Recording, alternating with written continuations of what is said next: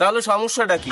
এটা কিভাবে সম্ভব? আমার বাপ যদি আমার শাশুড়ি বিয়ে করে তাহলে আমার বউ তার মায়ে হয়ে গেল না, আর আমি তো আমার বাপের আগে থেকেই চলছিলাম, তাহলে আমরা দুজন জামাই বউ ভাই বোন হয়ে গেলাম না?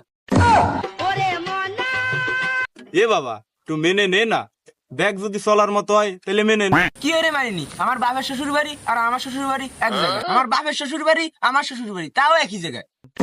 আমি দুঃখে মই রাজা। আচ্ছা, এরপর যদি আমার একটা ছেলে পেলে হয়, আমার বাপের দাদা কবে না নানা কবে? এরপর যদি আমার বাপের একটা ছেলে পেলে হয়, আমার দুলোভাই কবে না মামা কবে? তুই তো মহা বিপদে পড়ে গেলাম। ইরম সালিশি তো আমি বাপের জন্মে কোনোদিন করিনি। ও মাতুব্বর, সে নাই বাতি দিলাম, আমি আমার আব্বারে শ্বশুর কব না বাপ কব? আমি কোন বিপদে পড়লাম? এ গাদা তুই নয় তোর আব্বারে ডেডি ক। হ্যাঁ মাতুব্বর, আমি না আমার বাপরে ডেডি করলাম, কিন্তু আমার বউ আমার বাপরে কি শ্বশুর কবে না আব্বা কবে? আর তো কুলতি পারলাম না, তো মহা মুশকিলে পড়ে গেলাম।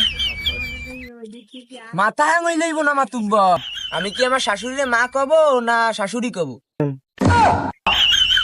এ গাদা তুই তো শাশুড়ির তাইলে মামি ডার্লিংই বল।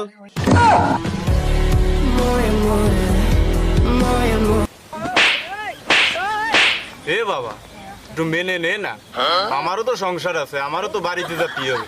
ও মাতুব্বর, তুমি নাই বাড়িই গেলা, আমি যাবো কই? আমার তো নিজের বাড়ি গেলেই মনে হয় নিজের বাড়ি আইছি না শহুর বাড়ি? বিশ্বাস কর ভাইফু, আমি নিজেও জানি না। ও সবুজ ভাই, তোমার সেটা তক্তা ভেঙে দেবা নেই, তুমি তো কাজের কাজ করলা। ও সবুজ ভাই, তোমাকে এই বাপ বেটা সালিশি আমারে দিয়ে হবে না, এ সালিশি করতে তোমার দাদারে লাগবে। ভাই আমারে তোমরা মাফ করো, ক্ষমা করে দে। আমি জানি কি